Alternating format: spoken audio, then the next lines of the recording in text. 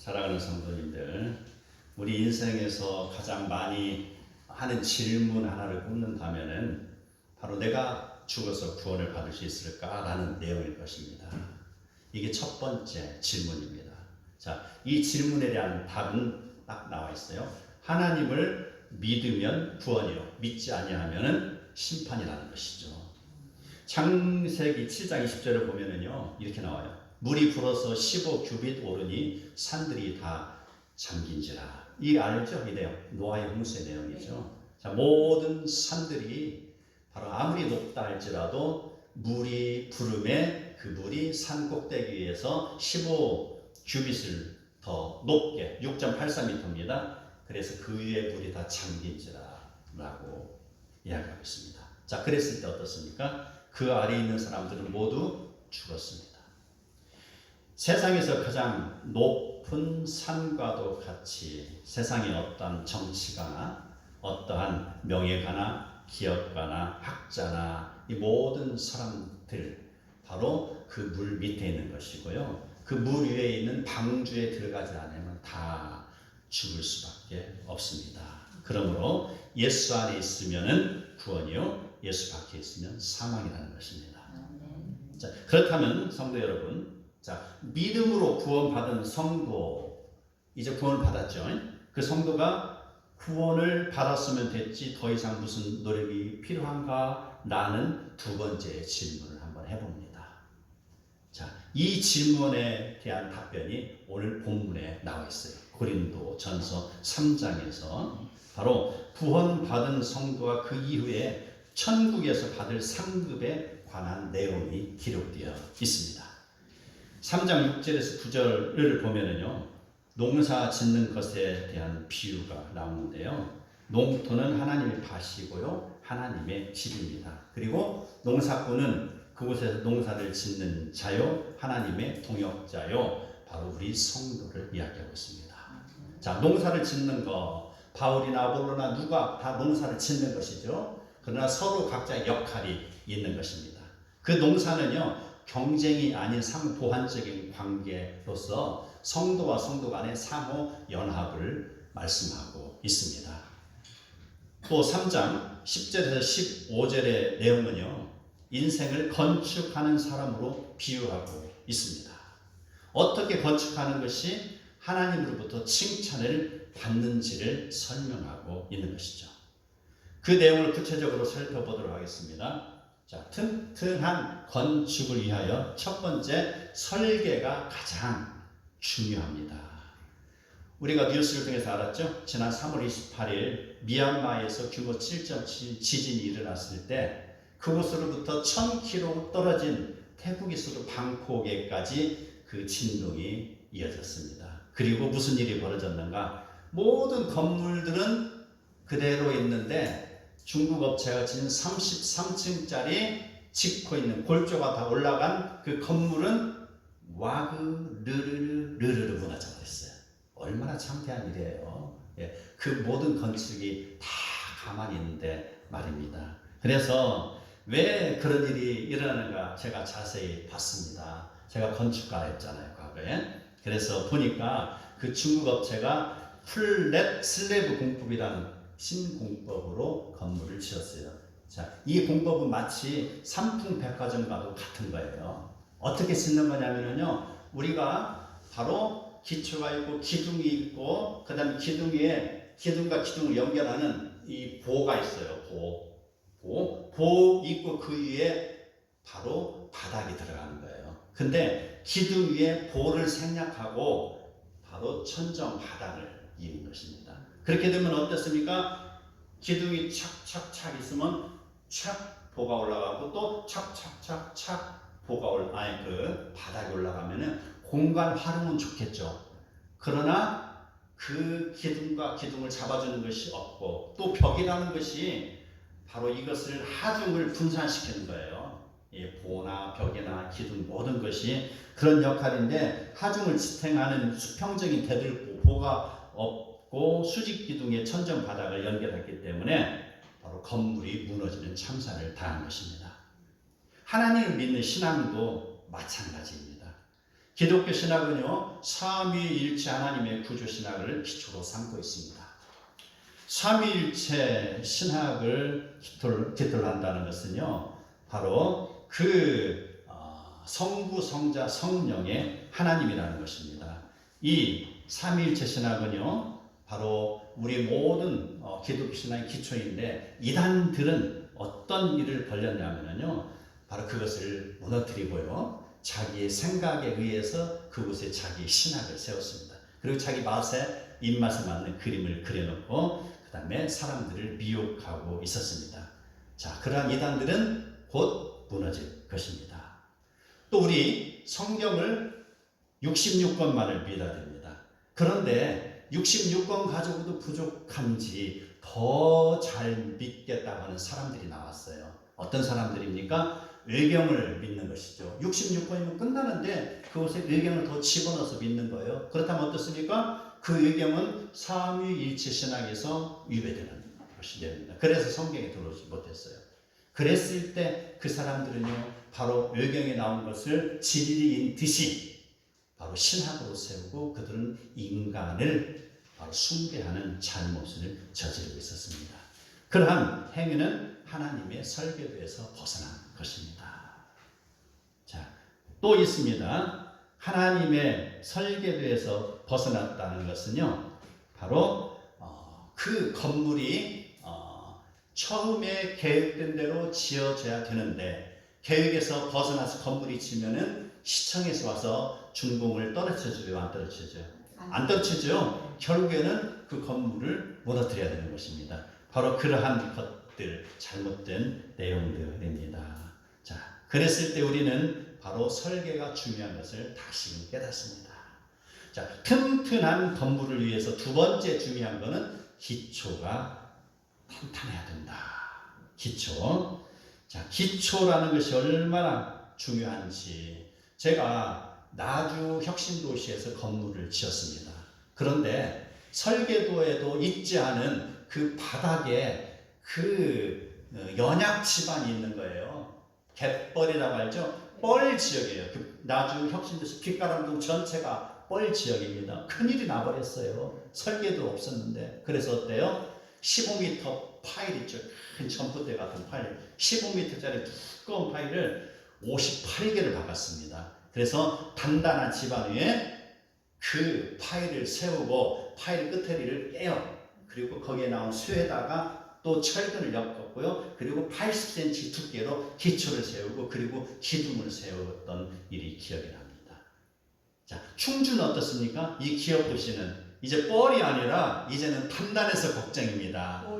돌입니다. 예, 산을 3개를 허물어서 만든 게 바로 지역 도시인데, 지하실을 파는데요, 예정에도 없던 지질조사할 때는 그 돌이 안 나왔어요. 왜? 연약지방, 그 약간 작은 그런 가벼운 돌은 그것을 갖다 지방 조사를 하면요, 둥글둥글하면서 들어가면서 그걸 채취합니다. 근데 그때 다 부서져 버려요. 그때는 시험 채취할 때는 돌이 안 나왔어요. 그런데 막상 지하실을 파다 보니까 안반이 나온 거예요. 큰일이 났습니다. 어떻게 했을까요? 바로 중장비 브레이크를 동원해갖고 하고 주지제제하고 그 돌을 파쇄를 시키고 지었습니다. 여기는 안전합니다. 반석 위에 지은 집이 이 아마 우리 서충주에 지은 집들이 될 것입니다. 아멘. 바로 이러한 것, 튼튼하게 지어야 되는 것. 자, 튼튼하게 진다는 것은 바로 예수 그리스도의 터 위에 짓는다는 것입니다. 오늘 본문에 나왔잖아요. 예수 그리스도의 터 위에 집을 짓는 것, 그게 바로 우리 신앙인의 튼튼한 건축물이 되는 것입니다. 아멘. 하나님께서는 우리에게 또 여러 가지로 말씀하셨는데요.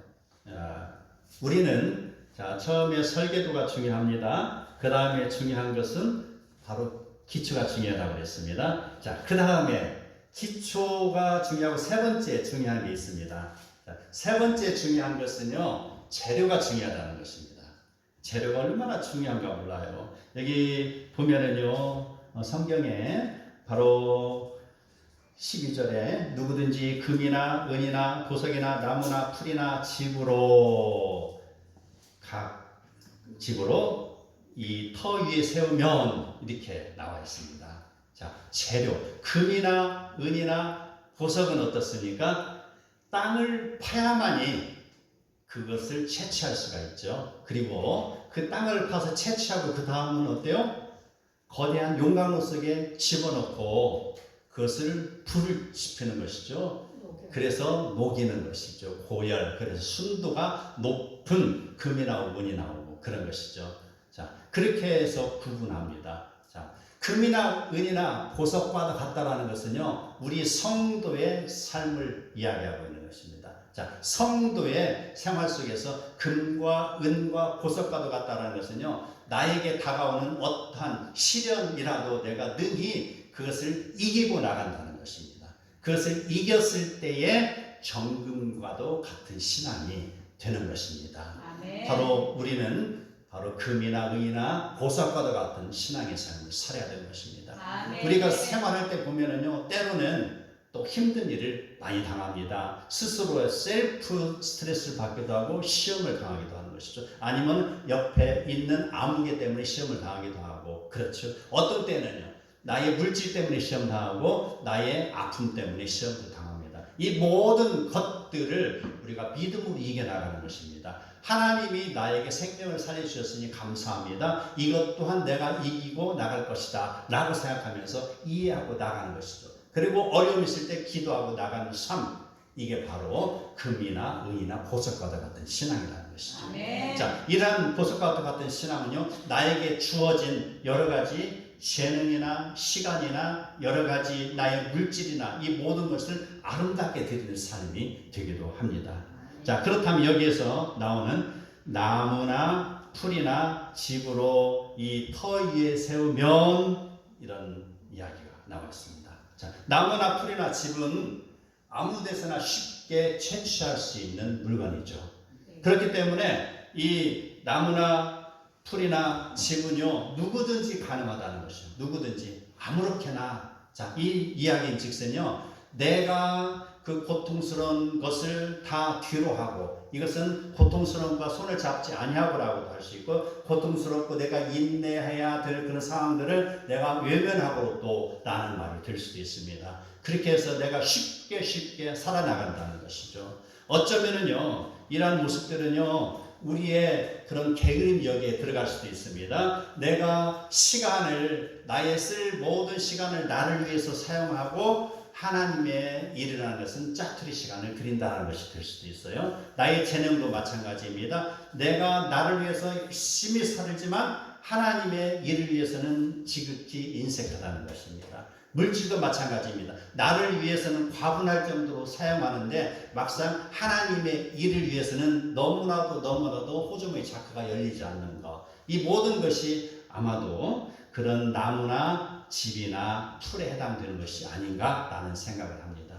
우리 오늘 찬양대 우리 청년들, 학생들 오늘 또 많이 빠졌지만 우리 학생들, 청년들 보면은요, 얼마나 자기의 시간을 귀하게, 그 귀한 시간을 쪼개어서 와서 찬양하는 것을 우리가 보게 되는데요, 얼마나 감사한 일인지 모릅니다. 참으로 귀하죠. 젊어서 이렇게 하나님께 충성하는 모습이 아마도 하나님 보시기에 정말 아름다울 것입니다. 자, 이런데 우리가 한 가지 부족한 것이 있다면은요, 바로 이렇게 시간도 활용하고 또 우리가 바로 우리의 재능도 바치는데 우리의 또 다른 좋고 중요한 그 나의 그런 쓴 장과도 같은 나의 헌신하는 그런 재물에 인색하다면 이 역시 나무와 풀과 그런 집에 해당하는 것이 될 것입니다. 자, 결국에는 이 모든 것들이 바로 하나님 앞에서 심판의 날을 다 드러난다는 것입니다. 13절에 보면은요, 각 사람의 공적이 나타날 터인데 그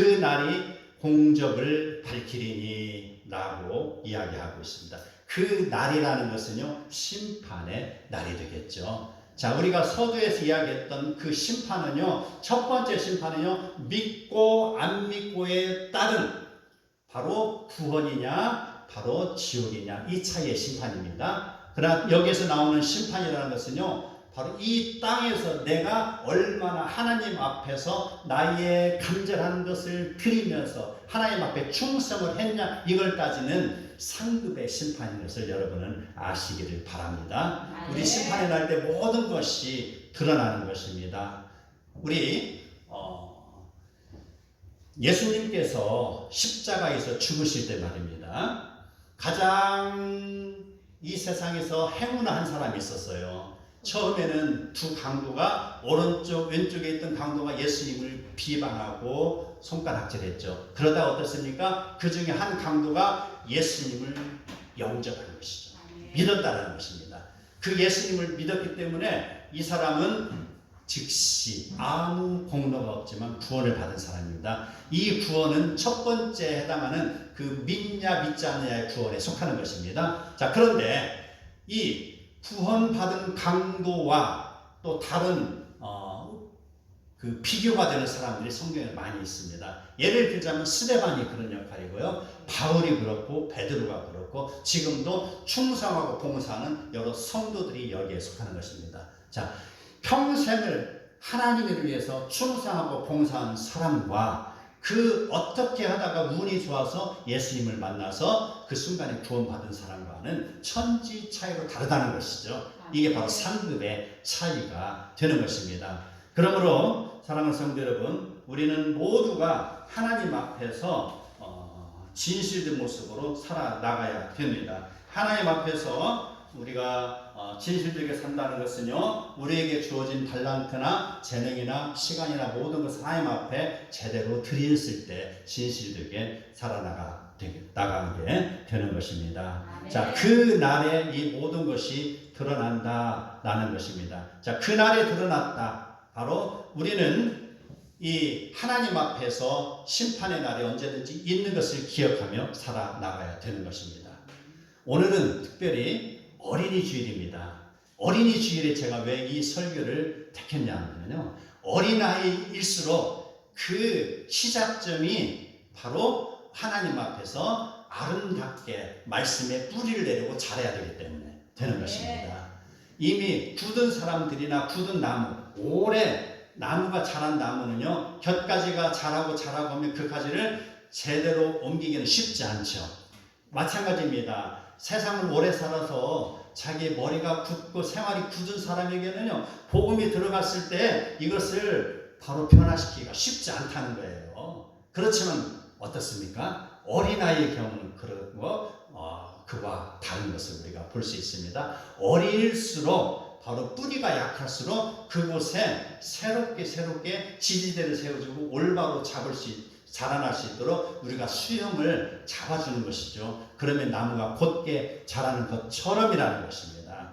그 나무가 곧게 자라는 것처럼 바로 어린 아이에게 복음이 들어가고 그 아이가 어려서부터 바로 하나님의 설계도 위에서라는 것입니다. 하나님의 설계도는 바로 성령의 말씀이 되는 것입니다. 하나님의 설계도 위에서 예수 그리스도의 터에 뿌리를 박는다는 것입니다. 예수 그리스도의 터에 뿌리를 박은 그 나무는요, 바로 이제 곧게 자랄 수가 있습니다. 그리고 그 나무의 재료가 중요하다고 했잖아요. 재료를 우리는요, 금이나 은이나 보석과도 같은 내 인생에서 가장 소중한 것을 들여가며 집을 짓는 건축가가 되어야 된다는 것입니다. 바로 이 좋은 재료 어떻습니까? 나의 그런 주어진 시간에 감사하며 하나님께 다가서는 그 예배드리는 자의 예배드리는 모습이 될 것이고요, 내가 주님 앞에 찬양하는 찬양자의 모습이 될 것입니다. 내가 또 주어지는 그런 시간에 주의 복음을 들고 전도하는 모습이 될 것입니다. 내가 주님을 위해서 어떤 꿈을 꾸면서 그걸 달려가는 모습이 될 것입니다. 이러한 좋은 재료로 인생의 그런 나무를 심어가는 자, 인생의 좋은 건축이 되는 것입니다. 그랬을 때 우리는 이 어린 생명들이지만 바로 주님 앞에 올바로 드려지고 올바로 예배자의 모습으로 살아갈 때 그의 삶은 바로 성령이 인도하시는 것을 우리는 알아야 되는 것입니다. 바로 농사를 지을 때 바로 우리는 바로 심고 물을 주고 가꾸지만 자라게 하시는 분은 하나님이시라고 하였습니다. 자라게 하시는 분이 하나님이듯이 내 인생을 내가 바로 그리스도의 터 위에 뿌리를 내리고 올바로 살아나가고 충성을 다하며 살아나가면은 바로 하나님께서 나를 자라게 해주신다는 것입니다. 그렇게 자라게 해주시면은 어떤 모습으로 됩니까? 바로 요셉과도 같습니다. 요셉이 하나님 앞에서 올바로 드려지고 그가 하나님 앞에 순종하고 나갔을 때 그의 삶을 통하여서 하나님은 이스라엘의 그 굶주림의 70명을 바로 애굽으로 인도하였고 많은 200만 명 이상의 거대한 민족으로 이끌어가는 그런 그 요셉이 디딤돌 역할에 쓰임받은 모습입니다. 다니엘은 어떻습니까? 다니엘도 마찬가지입니다. 그의 세 친구도 마찬가지입니다. 그들이 어려서부터 그리스도의 말씀 위에 뿌리를 내리고 올바로 그가 좋은 건축 재료로 바로 믿음의 삶을 살았을 때 그의 모습들은 그 페르시아에서 크게 쓰임을 받는 모습이 되었고 예수 그리스도의 영광을 드러내는 그런 자들이 되는 것입니다. 어린 생명들 바로 우리의 자라나는 꿈나무들입니다. 어릴수록 더욱더 말씀의 뿌리에 심겨질수록 우리가 더욱더 돌보고 그를 위해서 기도를 해야 될 것입니다. 이석준 신도시가 제가 목회에 결정한 가장 큰 이유가 어린아이들이 많다는 것입니다.